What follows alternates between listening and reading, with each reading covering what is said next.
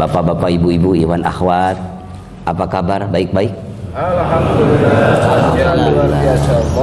Inilah yang kami harapkan dari Tasikmalaya dan tempat guru kita semua, Suryalaya, melihat Bapak dan Ibu dengan segar bugar di pagi yang cerah ini, mendapatkan sesuatu yang segala-galanya telah Bapak dapatkan. Apa itu semua? Allah mengasihkan yang tak terhingga, yaitu zikrullahi akbar. Ingat Allah itu agung. Asalnya zikrullahi akbarnya, zikrullahi akbar, ingatnya Allah pada hambanya itu agung, tak terhingga. Maka tatkala diimplementasikan dengan kehambaan, maka jadi Bapak yang mengingat Allah itu akbar, daripada ibadah-ibadah yang lain lebih baik, lebih agung. Karena semuanya adalah titik sentralnya zikrullahi akbar. Zikir yang diucapkan, zikir yang diingatkan dan dirasakan, sampai kepada yang diaplikasikan dalam kehidupan sehari-hari. Itulah yang kita dambakan. Karena dengan zikrullah semuanya akan berarti dan bermakna. Tanpa zikrullah semuanya hampa dan sirna. Ikhlas posisinya ada di zikrullah, khusyuk di zikrullah, tawadhu ada di zikrullah, musyahadah pun di zikrullah, muraqabah pun di zikrullah, muayyanah pun di zikrullah.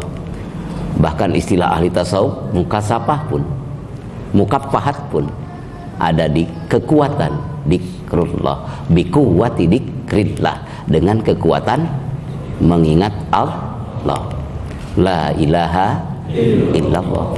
Itulah yang kita harapkan selalu dari Sang Pencipta, dari Sang Pemberi.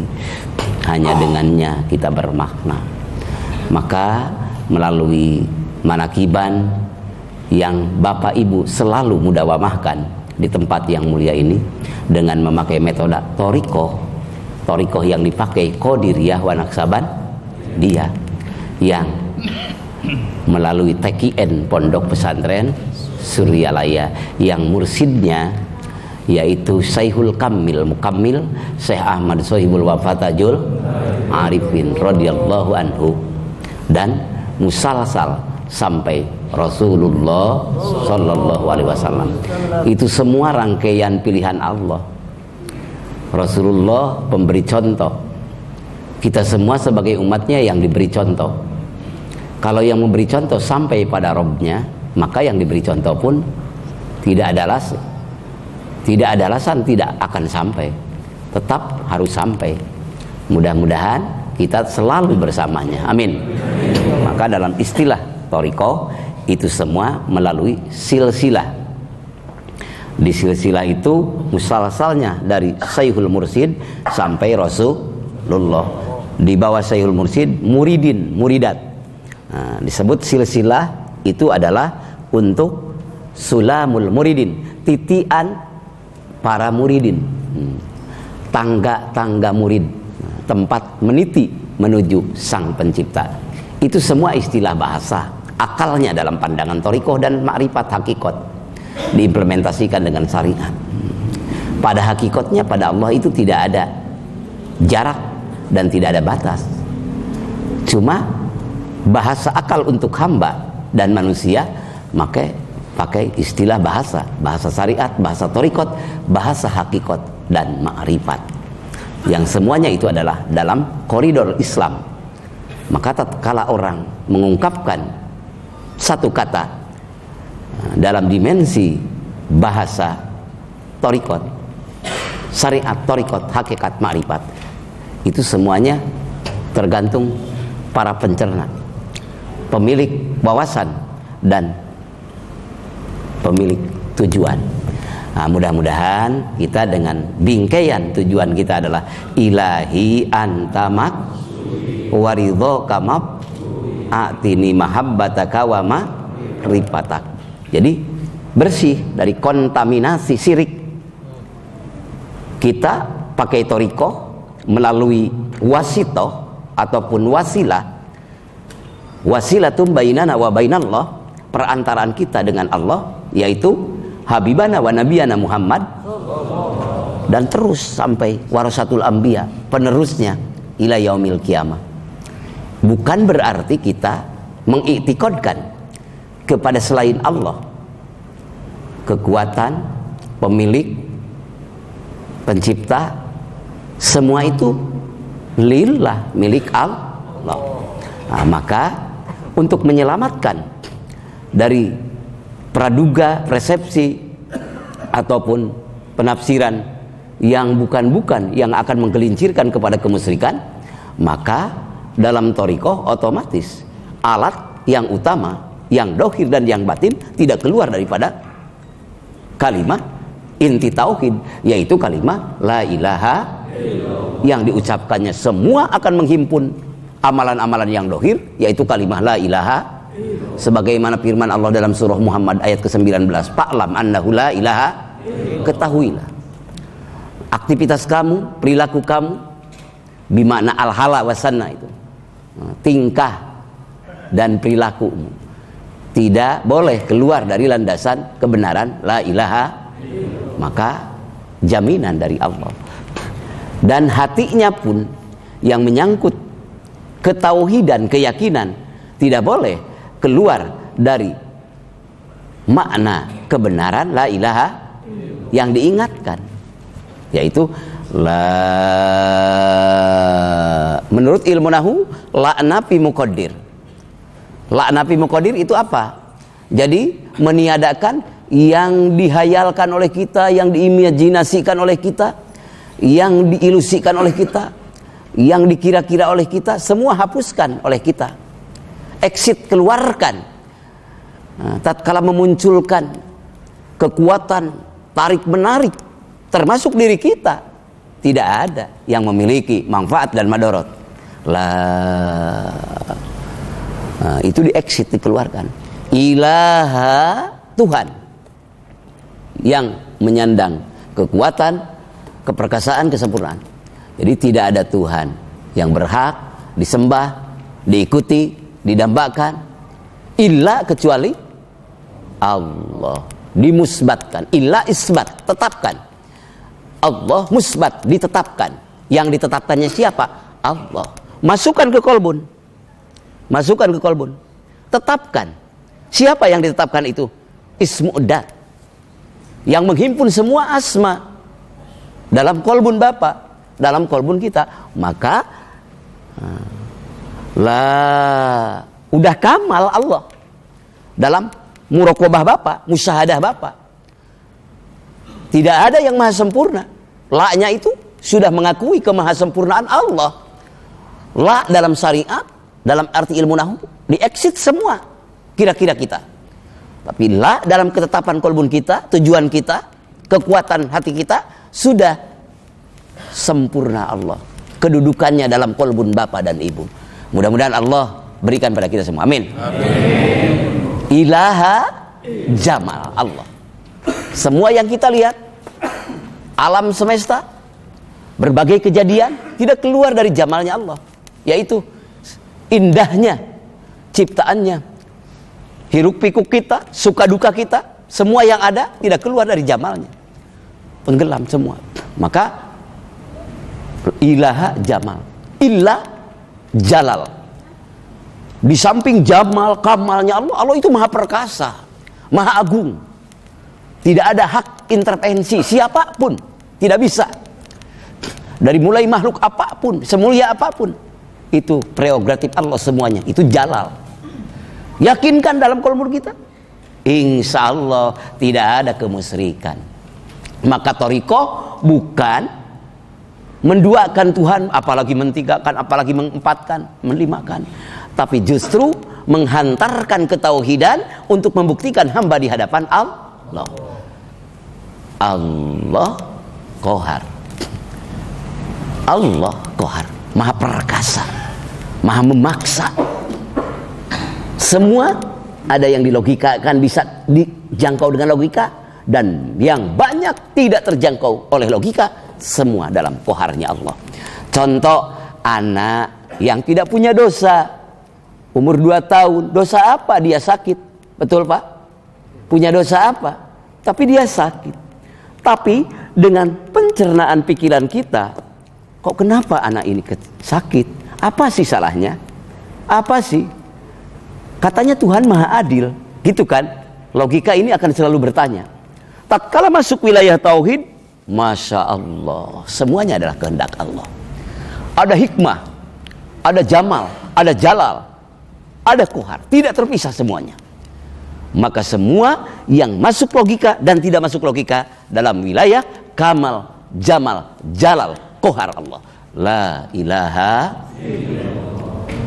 Nah, dibingkai dengan torikoh qadiriyah wa naksaban, ucapannya la ilaha, hatinya ma'rifat, fi'lul qalbi ma'rifatullah, hatinya ma'rifat, mengenal Allah, selalu mengenal sifatnya, asma'nya, af'al sifat asma dan af'al asma sifat dan semuanya tenggelam. Kenapa Bapak bisa tenggelam? Karena diucapkan la ilaha untuk mengikhtirok, membaban semua rodail yang akan mendudukkan semua propaganda, kekuatan luar, kekuatan dalam, termasuk yang datang daripada diri kita, dibakar, dihantam dengan bidor bin sadidin biqauli la ilaha, dengan ucapan yang kokoh, yang kuat, yang tegas, dengan kalimah la ilaha, insyaallah akhirnya igtigrok, tenggelam. Kalau sudah tenggelam di sana, Bapak akan masuk kepada fuadi, mata hati. Sudah masuk kepada fuadi, zaukiyah namanya, rasa akan muncul. Kalau sudah rasa akan muncul, mesti rindu Allah, Bapak, mesti cinta Allah. Kalau sudah rindu Allah, cinta Allah, di sana yang ada air mata berlinang dengan sukacita, menikmati bahwa kita sebagai hamba diciptakan oleh Allah terbaik, termulia. Terima kasih Allah, Engkau telah jadikan aku sebagai manusia. Untung aku tidak dijadikan bebatuan, untung aku tidak dijadikan kerbau, untung aku tidak dijadikan pepohonan. Semua lengkap, terbawa kamal, jamal, jalalnya, memunculkan pengakuan kita sebagai hamba dan memunculkan pengakuan bahwa Engkau benar-benar maha segala-galanya. La ilaha illallah. Mudah-mudahan, amin. Melalui siapa? Wasito.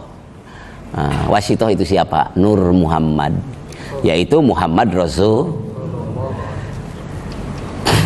Ya Nabi salam alaika, ya Rasul salam alaika, ya Habib salam alaika, salawatullah alaika. Mari sama-sama. Ya Nabi salam alaika, ya Rasul salam alaika, ya Habib salam alaika,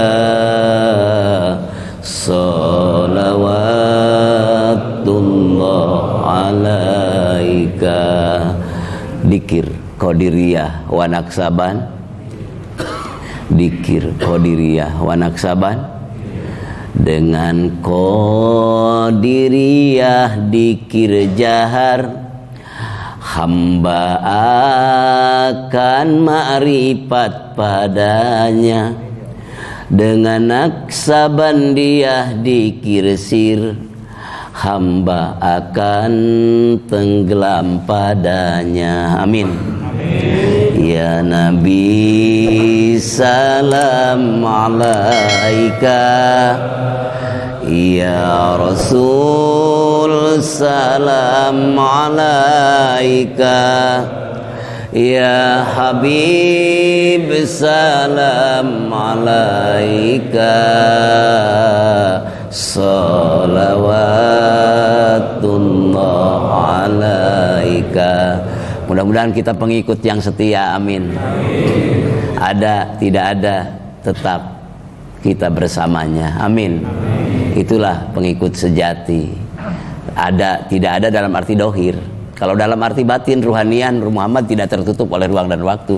Karena masa ini pun masa Nabi Muhammad sampai akhir kiamat. Betul Pak? Tatkala Muhammad sudah meninggalkan kita secara jasadiah, badaniahnya, tapi kemuhammadannya jangan ditinggalkan. Karena di bapak, di ibu semuanya harus tetap ada. Apa kemuhammadan itu? Adalah ketauhidan, kemakrifatan yang selalu harus muncul dalam qalbun, yang mengekspresikan, yang mengimplementasikan perilaku kehidupan kita.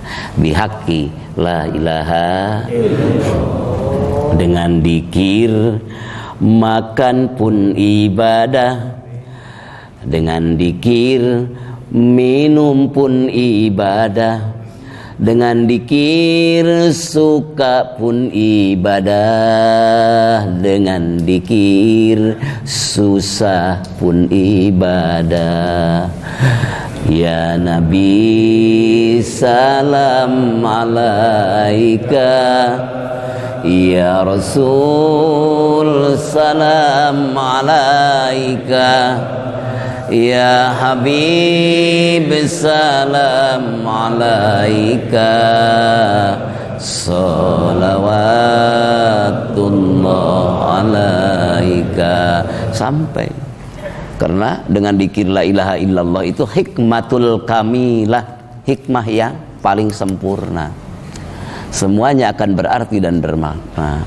Bapak ngucapin dikir la ilaha khalisam min nafsihi, keluar dari dirinya keikhlasan, maka yartaqil abdu ila hadratil qudsi, terangkatlah bapak dan aktivitas bapak, terangkatlah ibu dan aktivitas ibu.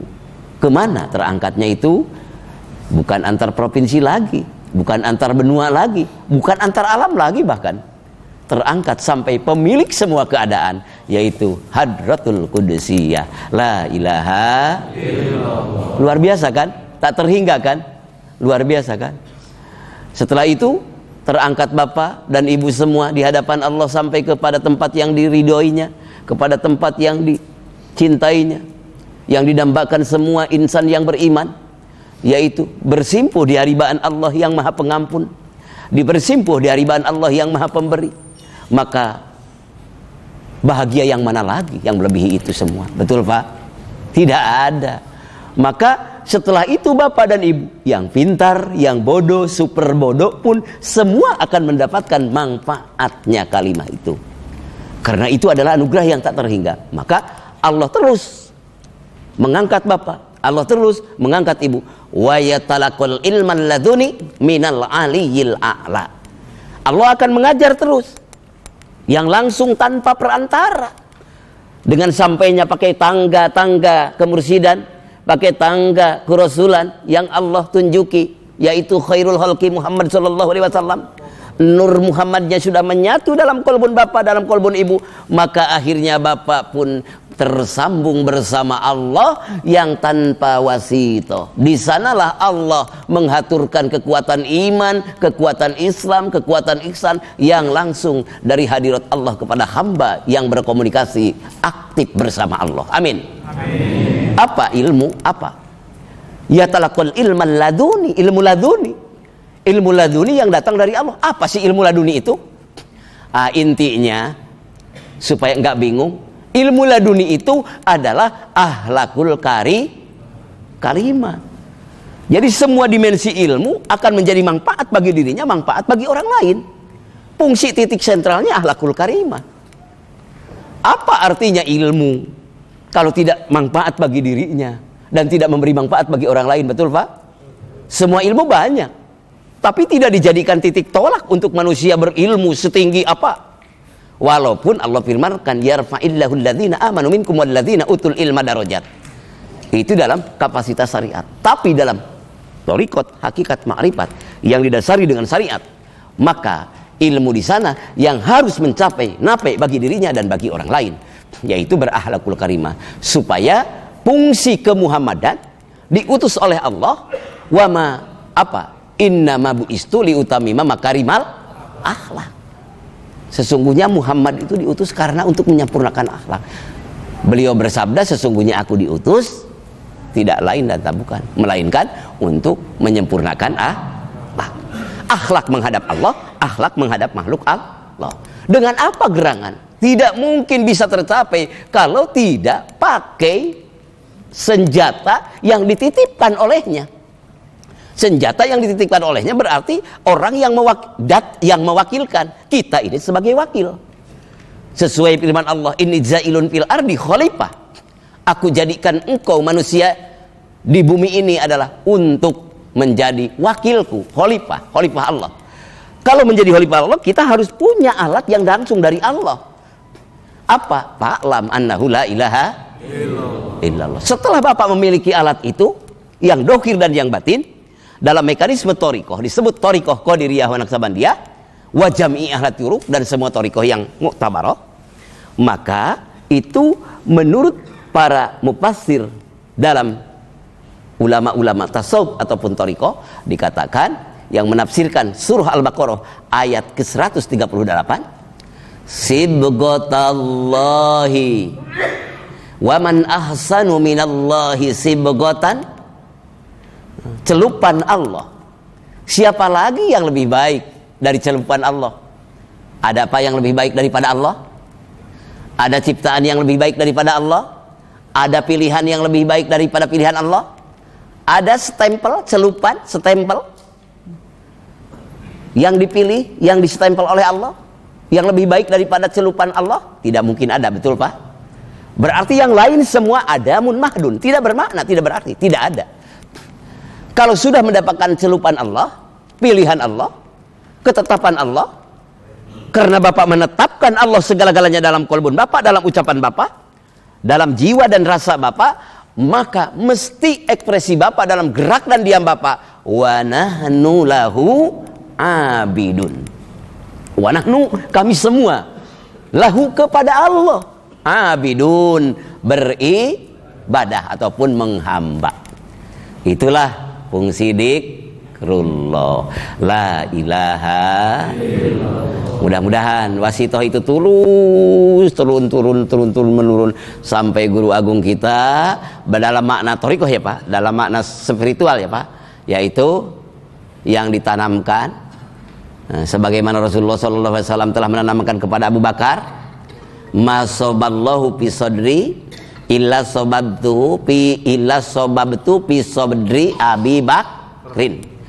Tidak Allah kocorkan kepada dadaku, melainkan aku pun kocorkan kepada dada Abu Bakar. Dari Abu Bakar pun tidak aku kocorkan dari Rasul, tidak aku mendapatkan kocoran dari Rasulullah, melainkan aku kocorkan kepada siapa? Muhammad, Qasim, Parwa, Muhammad Bakir.